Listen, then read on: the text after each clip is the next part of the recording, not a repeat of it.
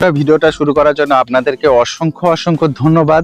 এই মুহূর্তে সব থেকে গুরুত্বপূর্ণ বড় খবর নিয়ে আপনাদের সামনে হাজির হয়েছি। আপনারা সবাই জানেন বা আমিও জানি যে যুবসাথী প্রকল্প নামে মাননীয় মুখ্যমন্ত্রী মমতা বন্দ্যোপাধ্যায় একটি প্রকল্প লঞ্চ করেছে। এই যুবসাথী প্রত্যেক মাসে 1500 টাকা করে দেওয়া হবে, এমনটাই কিন্তু বিজ্ঞপ্তি রয়েছে মুখ্যমন্ত্রী মমতা বন্দ্যোপাধ্যায়ের মুখ থেকে। সেই যুবসাথী প্রকল্পের টাকা কবে থেকে ঢুকবে এবং জানিয়ে দিই, আপনারা ফোনের মাধ্যমে বা বিভিন্ন সোশ্যাল মিডিয়াতে বিভিন্ন মেসেজ আপনারা ফলো করছেন যে যুবসাথী প্রকল্পে টাকা ঢুকে গেছে, আপনার ঢুকেছে কিনা এমন ভিডিও কিন্তু আপনারা দেখছেন। এই মেসেজ বিভিন্ন ফোনে কিন্তু আসছে। তা এই মেসেজটা কতখানি সত্য রয়েছে, এটা কি ভুমচাং মেসেজ নাকি ভুয়ো মেসেজ নাকি সত্যি মেসেজ? সত্যি মেসেজ হলে কি লেখা থাকবে এবং সত্যি কি টাকা ঢুকেছে, সব কিছু জানিয়ে দেব আজকের এই ভিডিওতে। মূলত মেসেজ নিয়ে বেশি কথা বলবো আজকের এই ভিডিওতে, কারণ বিভিন্ন জায়গায় আমরা মেসেজ দেখছি। চলুন আমরা এক এক করে দেখে নেই কি বিজ্ঞপ্তি রয়েছে নবান্নের তরফ থেকে।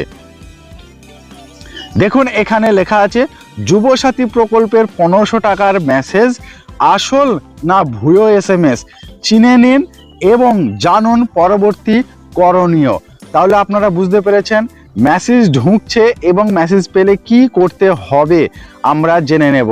তারপরে লেখা আছে দেখুন, যুবসাথী রাজ্য সরকারের যুবসাথী প্রকল্পের আর্থিক সহায়তা নিয়ে সোশ্যাল মিডিয়ায় ব্যাপক বিভ্রান্তি ছড়িয়ে পড়েছে। মোবাইল ফোনে আসা মেসেজ বা SMS এর স্ক্রিনশট দেখে অনেকেই বুঝতে পারছে না কোনটি আসল কোনটি ভুয়ো। সাধারণ মানুষের এই আতঙ্কের মূল কারণ হলো সঠিক তথ্যের অভাব। এই পরিস্থিতিতে প্রকৃত উপভোক্তাদের জন্য আসল মেসেজ চেনার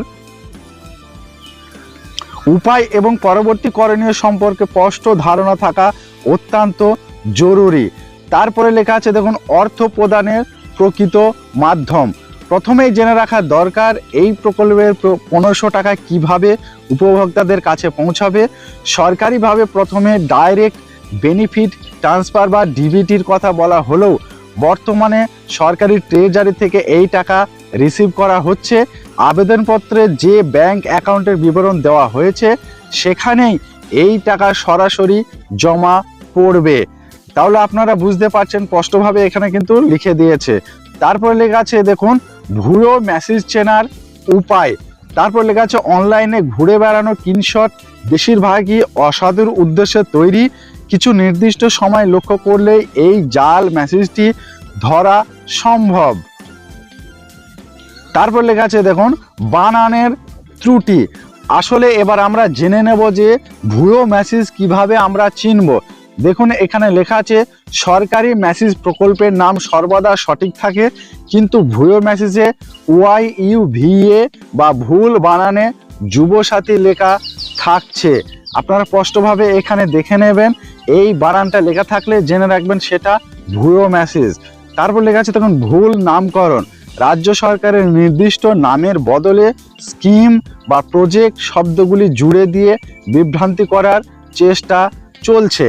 তারপর লেখা আছে দেখুন, তথ্যের গরমিল। আসল মেসেজ ট্রেজারির উল্লেখ থাকলেও জাল মেসেজ শুধুমাত্র ডিবিটির কথা বলা হয়েছে। আপনারা এখানে স্পষ্ট কিন্তু বুঝতে পারছেন।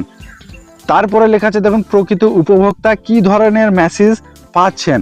যাদের আবেদন সকলভাবে গৃহীত হয়েছে তাদের কাছে মূলত দুই ধরনের কনফারেন্স আসছে। প্রথমটিতে রাজ্য সরকারের নিজস্ব তহবিল থেকে প্রথম মাসের 1500 টাকা জমা পড়ার কথা জানানো হয়েছে, তবে মনে রাখা দরকার ছুটির দিন থাকলে ব্যাংকে টাকা ঢুকতে কিছুটা দেরি হতে পারে।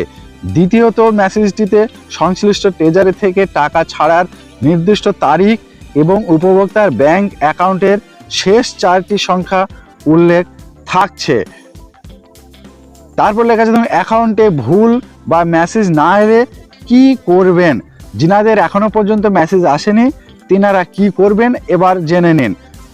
তারপরে লেখা আছে দেখুন, প্রচুর সংখ্যক আবেদনের কারণে ভেরিফিকেশন এবং ডেটা এন্ট্রির কাজ ধাপে ধাপে চলছে, তাই এখনই মেসেজ না এলে চিন্তার কিছু নেই। তবে আপনার কাছে আসা মেসেজ যদি ব্যাংক অ্যাকাউন্টের শেষ 4টি সংখ্যা ভুল থাকে তবে সেটি ডেটা এন্ট্রি অপারেটরের ভুল হতে পারে। তারপরে লেখা আছে দেখুন, কাল বিলম্ব না করে নিকটবর্তী বিডিও অফিসে যান, অফিসারকে আপনার ফোনে আসা মেসেজটি দেখিয়ে দ্রুত ব্যাংক অ্যাকাউন্ট সংশোধন আবেদন করুন।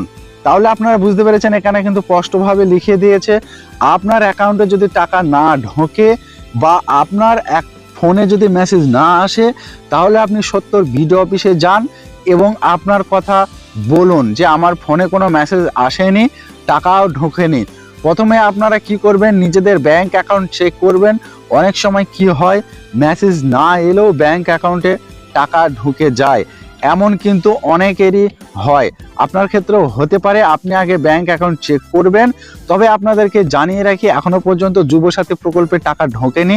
আপনারা শুধু চিন্তা বা বিভ্রান্তি ছড়াবেন না বা গুজব ছড়াবেন না। আপনারা চোখ কান খোলা রেখে মানুষের সঙ্গে কথা বলুন। এখনো পর্যন্ত যুবসাথী প্রকল্পের কোনো টাকা কারোর অ্যাকাউন্টে দেওয়া হয়নি। আপনার তো দূরের কথা, কারোর অ্যাকাউন্টে টাকা দেওয়া হয়নি। যে মেসেজগুলো আপনারা দেখছেন, এটা পুরোপুরি ভুল মেসেজ বা ভুয়ো মেসেজ, পুরোপুরি ভুল তথ্য। এটা যে 1500 টাকা ঢুকে গেছে, এটা পুরোপুরি ভুল তথ্য। তো এই ছিল আজকের ভিডিও। যদি ভালো লাগে অবশ্যই জানাবেন এবং এই নিয়ে কোনো প্রশ্ন থাকলে অবশ্যই কমেন্ট বক্সে লিখে দেন, আমি আপনার উত্তর দিয়ে দেবো। পরবর্তী ভিডিও আসছে এই যুবসাথী প্রকল্পের টাকা কত তারিখে, সঠিক সময়ে টাইম শুধু আমি বলে দেবো যে কোন সময়ে টাকা ঢুকবে, কত তারিখে টাকা ঢুকবে। তা ভিডিওটা সম্পূর্ণ করার জন্য আপনাদেরকে অসংখ্য ধন্যবাদ। ভালো থাকুন, সুস্থ থাকুন। দেখা হচ্ছে নতুন ভিডিওতে।